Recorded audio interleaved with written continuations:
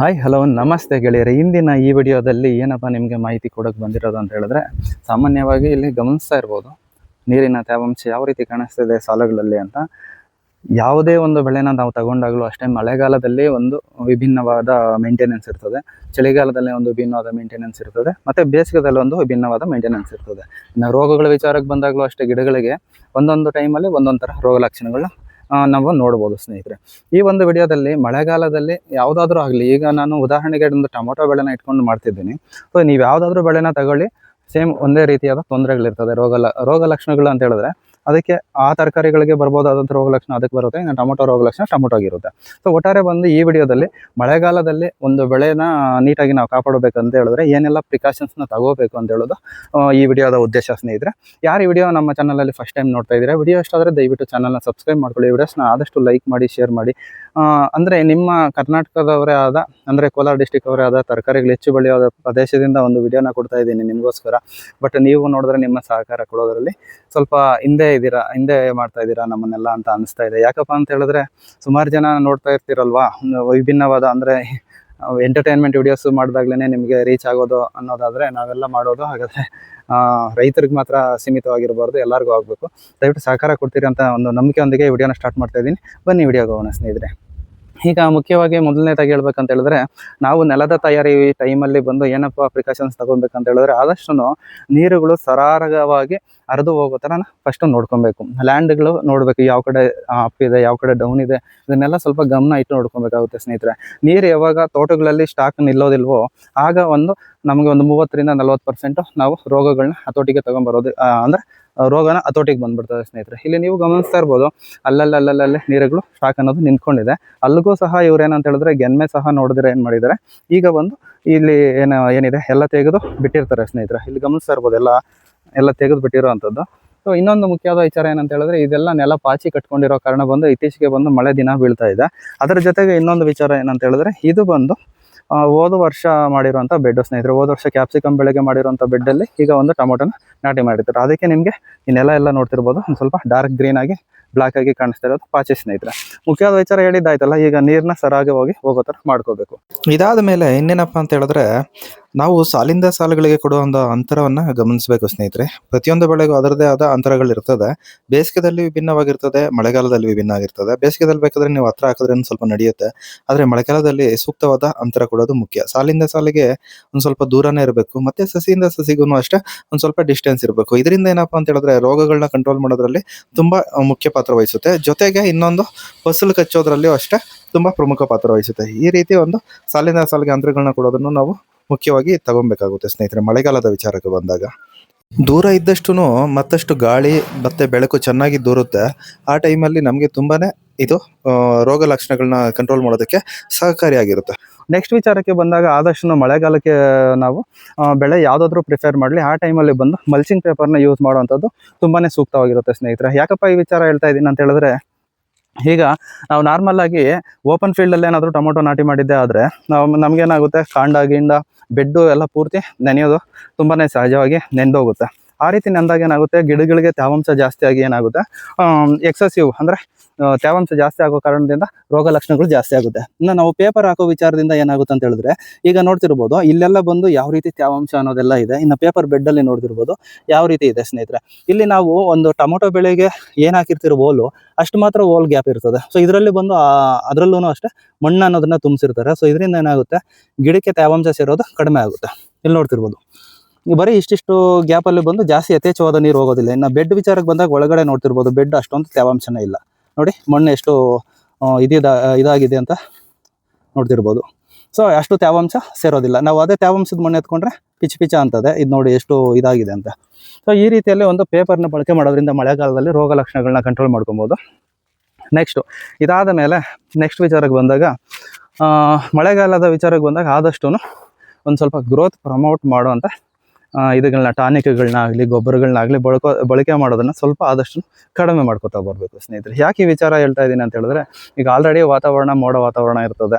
ಅದರ ಮೇಲೆ ನಾವು ಗ್ರೋತ್ ಪ್ರಮೋಟಿಂಗು ಆಗುವಂಥ ಇದು ಟಾನಿಕ್ಗಳನ್ನೇ ಆಗಲಿ ಗೊಬ್ಬರಗಳನ್ನೇ ಆಗಿ ಕೊಟ್ಟಾಗ ಏನಾಗುತ್ತೆ, ಇವಾಗ ನಮಗೆ ಆಗಲಿ ಆಲ್ರೆಡಿ ನಾವು ತಿಂದಿರ್ತೀವಿ ಊಟ ಚೆನ್ನಾಗಿ, ಅದ್ರ ಮೇಲೆ ಇನ್ನಷ್ಟು ತಿನ್ನುವಂಥ ವೆರೈಟಿ ಐಟಮ್ ಕೊಟ್ಟಾಗ ಏನಾಗುತ್ತೆ, ಅದೇ ರೀತಿಯೇ ಗಿಡಗಳು ಅಷ್ಟೇ ಒಂದು ಸ್ವಲ್ಪ ನೀರೆಲ್ಲ ಕುಡಿದಿರ್ತವೆ, ವಾತಾವರಣದಲ್ಲಿ ಮಾಯ್ಚರ್ ಜಾಸ್ತಿ ಇರುತ್ತೆ, ನೆಲದಲ್ಲಿ ತೇವಾಂಶ ಜಾಸ್ತಿ ಇರುತ್ತೆ. ಸೊ ಇದೆಲ್ಲ ಸೇರ್ಕೊಂಡು ಏನಾಗುತ್ತೆ, ಒಂದು ಸ್ವಲ್ಪ ಅಜೀರ್ಣ ಅನ್ನೋದಾಗಿರ್ತದೆ. ಅದ್ರ ಮೇಲೆ ನಾವು ಗ್ರೋತ್ ಪ್ರಮೋಟಿಂಗ್ ಇದು ಕೊಟ್ಟಾಗ ಗಿಡಕ್ಕೆ ಅಜೀರ್ಣ ಆಗಿ ಇನ್ನಷ್ಟು ರೋಗಕ್ಕೆ ಟರ್ನ್ ಆಗಿಬಿಡ್ತದೆ.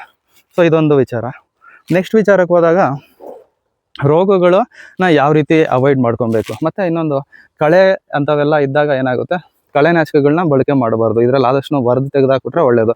ಕಳೆನಾಶಕ ಬಳಕೆ ಮಾಡೋದ್ರಿಂದ ಏನಾಗುತ್ತೆ, ಮಳೆಗಾಲದಲ್ಲಿ ಈಗ ಅಲ್ಲಿ ಬೆಳೆದಿರುವಂಥ ಯಥೇಚ್ಛವಾಗಿ ಬೆಳೆದಿರುವಂಥ ಕಳೆ ಬಂದು ಅಲ್ಲೇ ಎಲ್ಲ ಇದಾಗಿ ಡಿಕೆ ಆಗಿ ಮತ್ತೆ ಅದರಿಂದನೂ ರೋಗ ಬರೋಂಥ ಚಾನ್ಸಸ್ ಇರ್ತದೆ. ಅದಕ್ಕೆ ಆದಷ್ಟು ವರದಾಕ್ಬೇಕು. ಇನ್ನು ವರದಾಕೋ ವಿಚಾರಕ್ಕೆ ಬಂದಾಗ ಹೊರಗಡೆ ಎತ್ತಾಕೋದು ಸೂಕ್ತ. ಇಲ್ಲಿ ಅಕ್ಕಪಕ್ಕದಲ್ಲಿ ತೋಟಗಳ ಹತ್ರ ಹಾಕೊಂಡ್ರೂ ತುಂಬ ತಪ್ಪಾಗುತ್ತೆ ಸ್ನೇಹಿತರೆ. ಯಾಕಂತ ಹೇಳಿದ್ರೆ ಇದು ದಿನ ಕಳೆದಂಗೆಲ್ಲ ಇದು ಏನಾಗುತ್ತೆ, ಕೊಳಿತಾ ಹೋಗುತ್ತೆ. ಇಲ್ಲಿ ತೋಟಗಳ ಹತ್ರ ನಮ್ಮ ಕ್ರಾಪ್ಗೆ ಹತ್ರದಲ್ಲೇ ಹಾಕೊಂಡಾಗ ಏನಾಗುತ್ತೆ, ಒಂದು ಸ್ವಲ್ಪ ಇದರಲ್ಲಿ ಕೊಳೆತು ರೋಗ ಲಕ್ಷಣಗಳು ಜಾಸ್ತಿ ಮಾಡುವಂಥ ಚಾನ್ಸಸ್ ಜಾಸ್ತಿ ಇರ್ತದೆ. ಸೊ ಇದೊಂದು ಬಂದು ಮುಖ್ಯವಾದ ವಿಚಾರ. ಬೆಳೆಗಳಲ್ಲಿ ಕಳೆನಾಶಕ ಬಳಕೆ ಮಾಡಿದ್ರೇನು ಅದರಲ್ಲಿ ಎಲ್ಲ ಕೊಳೆತು ಗಿಡಕ್ಕೆ ತೊಂದರೆ ಆಗೋ ಚಾನ್ಸಸ್ ಇರ್ತದೆ. ಸೊ ಇದನ್ನೊಂದು ಗಮನದಲ್ಲಿ ಇಟ್ಕೊಬೇಕು. ಕ್ಲೀನಾಗಿ ಕಳೆ ಒರೆಸ್ಬಿಡ್ಬೇಕು, ಇಲ್ಲ ಕಳೆ ಇಲ್ದಿರ ನೋಡ್ಕೊಬೇಕು. ಸೊ ಇದು ನೆಕ್ಸ್ಟ್ ವಿಚಾರಕ್ಕೆ ಹೋಗೋಣ. ಔಷಧಿಗಳ ವಿಚಾರಕ್ಕೆ ಬಂದಾಗ ಪ್ರಮುಖವಾಗಿ ಏನು ಗೊತ್ತಾ, ಪ್ರಮುಖವಾಗಿ ನೀವು ಮಾಡಬೇಕಾಗಿರೋದು ಇದು ಏನಪ್ಪ, ಈ ರೋಗ ಬರೋವರೆಗೂ ವೆಯ್ಟ್ ಮಾಡೋದು ಫಸ್ಟು ನೀವು ಇದು ಮಾಡ್ಕೊಬೇಕು, ತಲೆಯಿಂದ ತೆಗೆದಾಕಬೇಕು. ರೋಗ ಬರೋವರೆಗೂ ನೀವು ಔಷಧಿನ ಕೊಡಲಿಲ್ಲ ಅಂತ ಹೇಳಿದ್ರೆ ರೋಗ ಬಂದ ಮೇಲೆ ಅದನ್ನು ಕಂಟ್ರೋಲ್ ಮಾಡೋದು ತುಂಬಾ ಕಷ್ಟ ಆಗಿರುತ್ತೆ ಸ್ನೇಹಿತರೆ. ಅದಕ್ಕೋಸ್ಕರ ಹೇಳ್ತಾ ಇದ್ದೀನಿ, ರೋಗ ಬರೋದಕ್ಕೆ ಮೊದಲೇ ನೀವು ಒಂದು ಸ್ವಲ್ಪ ಪ್ರಿವೆಂಟಿವ್ ಸ್ಪ್ರೇ ಅಂತ ಇರ್ತದೆ. ಆ ಪ್ರಿವೆಂಟಿವ್ ಸ್ಪ್ರೇಗಳನ್ನ ಬಳಕೆ ಮಾಡೋದ್ರಿಂದ ತುಂಬಾ ನಮಗೆ ಉಪಯೋಗ ಇರ್ತದೆ. ಯಾವುದಪ್ಪ ಪ್ರಿವೆಂಟಿವ್ ಸ್ಪ್ರೇ ಅಂತ ಹೇಳಿದ್ರೆ, ನೀವು ಶಿಲೀಂಧ್ರನಾಶಕದಲ್ಲೇ ನೋಡೋದಾದರೆ ನಿಮಗೆ 2 ವಿಧವಾದ ಶಿಲೀಂಧ್ರನಾಶಕದಲ್ಲಿ ಇದು ಬರುತ್ತೆ. ಒಂದು ಬಂದು ಕಾಂಟ್ಯಾಕ್ಟ್ ಫಂಗಿಸೈಡ್ ಅಂತ ಹೇಳ್ತಾರೆ, ಇನ್ನೊಂದು ಬಂದು ಸಿಸ್ಟಮ್ಯಾಟಿಕ್ ಫಂಗಿಸೈಡ್ ಅಂತ ಹೇಳ್ತಾರೆ. ಸೊ ಕಾಂಟ್ಯಾಕ್ಟ್ ಫಂಗಿಸೈಡ್ ಅಂತ ಹೇಳಿದ್ರೆ ಏನು ಕೆಲಸ ಮಾಡುತ್ತೆ ಕಾಂಟ್ಯಾಕ್ಟ್ ಫಂಗಿಸೈಡು? ಸೊ ಇವಾಗ ರೋಗ ಲಕ್ಷಣಗಳನ್ನ ಬರದೇ ಇರೋ ಥರ ನೋಡ್ಕೊತದೆ. ಅಂದರೆ ಬೇಸಿಕ್ಕಾಗಿ ಬರುವಂಥ ಸಣ್ಣ ಪುಟ್ಟ ರೋಗಗಳನ್ನ ಬರದೇ ಇರೋ ಥರ ನೋಡ್ಕೊತದೆ. ಇನ್ನು ಕಾಂಟ್ಯಾಕ್ಟ್ ಫಂಗಿಸೈಡ್ನ ನೀವು ಸ್ಪ್ರೇ ಮಾಡಿದ್ದೆ ಆದರೆ ಅದೇನು ಮಾಡುತ್ತೆ, ಎಲೆ ಮೇಲೆ ಒಂದು ಲೇಯರ್ನ ರೆಡಿ ಮಾಡ್ಕೊಳ್ಳುತ್ತೆ. ಅಂದರೆ ಒಂದು ಪದರ ಥರ ನಮಗೆ ಕೂತ್ಕೊಳ್ಳುತ್ತೆ. ಇದು ಗಿಡದಿಂದ ಜಾಸ್ತಿ ಎಳ್ಕೊಳ್ಳೋದಿಲ್ಲ, ಗಿಡದಿಂದ ಎಳ್ಕೊಳ್ಪಡಲ್ಲ, ಬರೀ ಒಂದು ಪದರ ಕ್ರಿಯೇಟ್ ಮಾಡುತ್ತೆ. ಆ ಪದರ ಕ್ರಿಯೇಟ್ ಮಾಡೋದ್ರಿಂದ ಏನಾಗುತ್ತೆ, ಬೇಸಿಕ್ಕಾಗಿ ಬರಬಹುದಾದಂಥ ರೋಗ ಲಕ್ಷಣ ನಾವು ಕಂಟ್ರೋಲ್ ಮಾಡ್ಕೊಬೋದು. ಸೊ ಇದರಿಂದ ಯಾಕಪ್ಪ ಅಂತ ಹೇಳ್ತಾ ಇದ್ದೀನಿ ಅಂತ ಹೇಳಿದ್ರೆ, ರೋಗ ಬರೋದಕ್ಕೆ ಮೊದಲು ಕಾಂಟ್ಯಾಕ್ಟ್ ಫಂಗಿಸೈಡ್ಸ್ನ ಯೂಸ್ ಮಾಡೋದು ಉತ್ತಮ. ಸೊ ಅಕಸ್ಮಾತ್ ಈಗ ಸಿಸ್ಟಮ್ಯಾಟಿಕ್ ವಿಚಾರಕ್ಕೆ ಹೋದಾಗ ಇದು ಬಂದು ಕಾಂಟ್ಯಾಕ್ಟ್ ಫಂಗಿಸೈಡ್ ಬಂದು ರೋಗನ ಬರದಿರೋ ಥರ ನೋಡ್ಕೊತದೆ, ಜೊತೆಗೆ ಗಿಡಕ್ಕೆ ಒಂದು ಪ್ರೊಟೆಕ್ಷನ್ ಅನ್ನೋದನ್ನು ಇದು ಮಾಡ್ತದೆ. ಇನ್ನೊಂದು ಮುಖ್ಯ ಏನಂತ ಹೇಳಿದ್ರೆ, ಕಾಂಟ್ಯಾಕ್ಟ್ ಫಂಗಿಸೈಡ್ ಬಂದು ಬರೀ ಮೇಲ್ಮೈ ಮಾತ್ರ ಇರ್ತದೆ, ಗಿಡ ಹೀರ್ಕೊಳಲ್ಲ ಅದನ್ನು. ಸೊ ಮೇಲ್ಮೈ ಮಾತ್ರ ಇರ್ತದೆ, ಕ್ಷಣಿಕವಾಗಿ ಅಂತ ಹೇಳಿದ್ರೆ ಸದ್ಯಕ್ಕೆ ಒಂದು ಕಂಟ್ರೋಲ್ ಮಾಡುವಂಥ ಕೆಪಾಸಿಟಿ ಮಾತ್ರ ಹೊಂದಿರುತ್ತೆ. ಸೊ ಇದು ಒಂದು ಆಯಿತು. ಈಗ ಸಿಸ್ಟಮ್ಯಾಟಿಕ್ ಫಂಗಿಸೈಡ್ಗೆ ಹೋಗೋಣ. ಸಿಸ್ಟಮ್ಯಾಟಿಕ್ ಫಂಗಿಸೈಡ್ ಅಂತ ಹೇಳಿದ್ರೆ ನಿಮಗೆ ಈ ಸಿಸ್ಟಮ್ಯಾಟಿಕ್ ಫಂಗಿಸೈಡ್ ಹೊಡೆದಾಗ ಏನಾಗುತ್ತೆ, ಗಿಡದ ಒಳಗಡೆಗೆ ಅಂದರೆ ಗಿಡ ಒಳಗಡೆ ಹೀರ್ಕೊಳ್ತದೆ. ಸೊ ಇದು ಬಂದು ಏನಾಗುತ್ತೆ, ಡ್ಯೂರಿಯೇಷನ್ ಲಾಂಗ್ ಇರ್ತದೆ. ಅಂದರೆ ಒಂದ್ಸಲ ಸ್ಪ್ರೇ ಮಾಡಿದ್ರೆ ಒಂದಷ್ಟು ದಿನ ಕೆಲಸ ಮಾಡ್ತವೆ. ಕಾಂಟ್ಯಾಕ್ಟ್ ಫಂಗಿಸೈಡ್ಸ್ ಆ ರೀತಿ ಇರಲಿಲ್ಲ, ಅವಾಗ ತಕ್ಷಣಕ್ಕೆ ಕೆಲಸ ಮಾಡುತ್ತೆ ಮತ್ತು ಇದಾಗುತ್ತೆ. ಮತ್ತು ಇನ್ನೊಂದು ಅಂತ ಹೇಳಿದ್ರೆ, ಸಿಸ್ಟಮ್ಯಾಟಿಕ್ ಫಂಗಿಸೈಡ್ ಬಂದು ಕ್ಯೂರೇಟಿವ್ ಅಂತ ಹೇಳ್ತಾರೆ. ಕ್ಯೂರೇಟಿಂಗ್ ಅಂತ ಹೇಳಿದ್ರೆ ಬಂದಿರೋ ರೋಗನ ಕಂಟ್ರೋಲ್ ಮಾಡುವಂಥದ್ದು ಕ್ಯೂರೇಟಿವ್ ಅಂತ ಹೇಳಿದ್ರೆ. ಕಾಂಟ್ಯಾಕ್ಟ್ ಫಂಗಿಸೈಡ್ ಅಂತ ಹೇಳಿದ್ರೆ ಪ್ರಿವೆಂಟಿವ್ ಅಂದರೆ ಬರದೇ ಇರೋ ಥರ ನೋಡ್ಕೊಳ್ಳುತ್ತೆ. ಸೊ ಇವೆರಡು ಕಾಂಟ್ಯಾಕ್ಟ್ ಫಂಗಿಸೈಡ್ಗೆ ಮತ್ತು ಇದು ಸಿಸ್ಟಮ್ಯಾಟಿಕ್ ಫಂಗಿಸೈಡ್ಗೆ ಇರುವಂಥ ವ್ಯತ್ಯಾಸ. ಇದ್ರ ಜೊತೆಗೆ ಬಂದು ಇನ್ನೊಂದು ವಿಚಾರ ಬರ್ತದೆ, ಯಾವುದಪ್ಪ ಅಂತ ಹೇಳಿದ್ರೆ ಬ್ಯಾಕ್ಟೀರಿಯಲ್ ನಾಶಕಗಳು. ಯಾವುದು ಬ್ಯಾಕ್ಟೀರಿಯಲ್ ನಾಶಕಗಳು? ಬ್ಯಾಕ್ಟೋಮೈಸಿನ್ ಅಂತ ಬರುತ್ತೆ, ಸ್ಟ್ರೆಪ್ಟೋಸೈಕ್ಲಿನ್ ಅಂತ ಬರುತ್ತೆ, ಬ್ಯಾಕ್ಟೋನಾಶಕ ಅಂತ ಬರುತ್ತೆ, ಬ್ಯಾಕ್ಟೀರಿಯನ್ ಅಂತ ಬರುತ್ತೆ, ಸುಮಾರು ವಿಧವಾದ ಹೆಸರುಗಳಲ್ಲಿ ಬರ್ತದೆ. ಸೊ ಇದು ಬಂದು ಬ್ಯಾಕ್ಟೀರಿಯಲ್ ಸ್ಪಾಟ್ಗಳಿಗೆ ಬಳಕೆ ಮಾಡುವಂಥದ್ದು. ಇನ್ನು ರೋಗಗಳ ವಿಚಾರಕ್ಕೆ ಬಂದಾಗ ಪ್ರಮುಖವಾಗಿ ಬರಬಹುದಾದಂಥ ರೋಗ ಲಕ್ಷಣಗಳು ಏನಂತ ಹೇಳಿದ್ರೆ, ಅರ್ಲಿ ಬ್ಲೈಟ್ ಅಂತ ಹೇಳಿದ್ರೆ ನಿಮಗೆ ಗೊತ್ತಿರುತ್ತೆ, ಪ್ರಾಥಮಿಕ ಅಂಗಮಾರಿ. ಅಂದರೆ ಎಲೆಗಳ ಮೇಲೆ ಸಣ್ಣ ಚುಕ್ಕೆ ಸ್ಟಾರ್ಟ್ ಆಗುತ್ತೆ, ಸೊ ಅದು ಬೆಳೀತಾ ಹೋಗುತ್ತೆ, ಇಲ್ಲಿ ನೋಡ್ತಿರ್ಬೋದು ಈ ಥರ. ಇನ್ನು ಆಮೇಲೆ ಲೇಟ್ ಬ್ಲೈಟ್ ಅಂತ ಹೇಳ್ತಾರೆ. ಲೇಟ್ ಬ್ಲೈಟ್ ಅಂತ ಹೇಳಿದ್ರೆ ಅಂಗಮಾರಿ ಅಂತ ಹೇಳಿದ್ರೆ ಎಲೆ ಮೇಲೆ ದೊಡ್ಡದಾಗಿ ಬರ್ತದೆ, ಮಚ್ಚೆ ಥರ. ಅದು ದೊಡ್ಡದಾಗಿ ಎಲೆ ಪೂರ್ತಿ ಬರ್ನ್ ಆಗುವಂಥ ಚಾನ್ಸಸ್ ಜಾಸ್ತಿ ಇರ್ತದೆ. ಅದಕ್ಕೆ ಬೇಕಾಗಿರೋ ಉದಾಹರಣೆ ಬಂದು ನಿಮಗೆ ಇಲ್ಲಿ ನೋಡ್ತಿರ್ಬೋದು, ಇದು ಬಂದು ಕಂಟ್ರೋಲ್ ಆಗಿರೋಂಥದ್ದು ಅಂಗಮಾರಿ.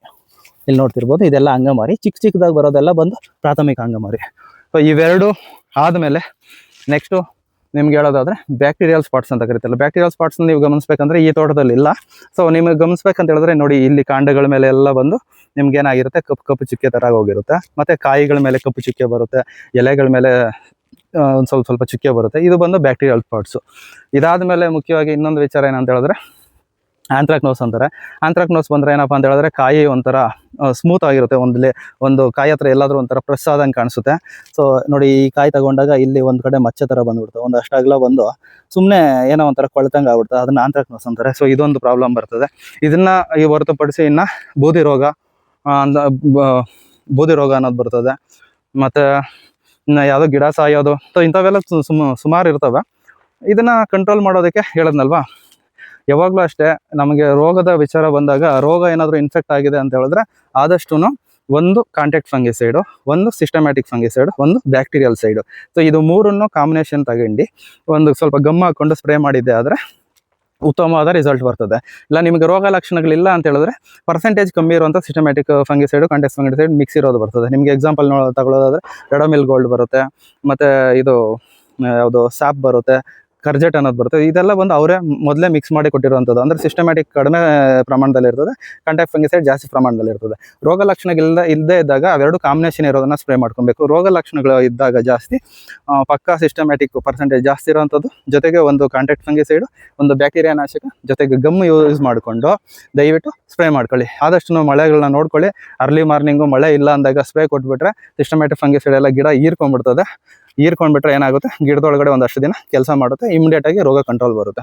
ಸೊ ಇದೆಲ್ಲ ಒಂದು ಪ್ರಿಕಾಷನ್ಸ್ನ ನೀವು ತಗೊಂಡು ಮಾಡಿದ್ದೆ ಆದರೆ ಮಳೆಗಾಲಗಳಲ್ಲಿ ಬಂದು ಒಂದು ರೋಗದ ಲಕ್ಷಣಗಳನ್ನ ನಿಯಂತ್ರಣದಲ್ಲಿ ಇಟ್ಕೊಂಡು ಒಂದು ಉತ್ತಮವಾದ ಬೆಳೆ ಬೆಳಿಬೋದು ಅಂತ ನನ್ನ ಕಡೆಯಿಂದ ಒಂದು ಅನಿಸಿಕೆ ನಿಮಗೆ ಕೊಡಬೇಕು ಅನಿಸ್ತು, ಕೊಟ್ಟಿದ್ದೀನಿ. ಸೊ ಈ ಮಾಹಿತಿ ಎಷ್ಟು ಜನಕ್ಕೆ ಇಷ್ಟ ಆಗಿದೆಯೋ ಇಷ್ಟ ಆಗಿಲ್ಲ ಗೊತ್ತಿಲ್ಲ, ಇಲ್ಲ ನಾನು ಹೇಳಿರೋದ್ರಲ್ಲಿ ಏನಾದರೂ ಇದು ತಪ್ಪುಗಳ ಅಂಶಗಳೇನಾದರೂ ಇತ್ತು ಅಂತ ಹೇಳಿದ್ರೆ ದಯವಿಟ್ಟು ಬಂದು ಒಂದು ಕಾಮೆಂಟ್ ಸೆಕ್ಷನಲ್ಲಿ ಕಾಮೆಂಟ್ ಮಾಡಿ. ಅದರಿಂದ ನಾನು ಕಲ್ತ್ಕೊತೀನಿ, ಮತ್ತು ಈ ವಿಡಿಯೋ ನೋಡ್ತಾರೆ ಅವ್ರು ಯಾರು ಬೇಕಾದರೂ ಕಲ್ತ್ಕೊಬೋದು ಅಂತ ನನ್ನ ಉದ್ದೇಶ. ಸೊ ಹೋಪ್ ಈ ಮಾಹಿತಿ ಇಷ್ಟ ಆಗಿದ್ರೆ ಗೊತ್ತಲ್ವಾ, ಚೆನ್ನಾಗಿ ಸಬ್ಸ್ಕ್ರೈಬ್ ಮಾಡ್ಕೊಳ್ಳಿ, ವಿಡಿಯೋಸ್ನ ಆದಷ್ಟು ಲೈಕ್ ಮಾಡಿ, ಶೇರ್ ಮಾಡಿ ಅಂತ ಹೇಳ್ತಾ ವಿಡಿಯೋ ಇಲ್ಲಿ ಮುಗಿಸ್ತಾ ಇದ್ದೀನಿ. ಎಲ್ಲರಿಗೂ ಧನ್ಯವಾದಗಳು, ಶುಭ ದಿನ ಯಾರೆಲ್ಲ ನೋಡಿದ್ದು ಅವ್ರಿಗೆಲ್ಲ. ಬಾಯ್.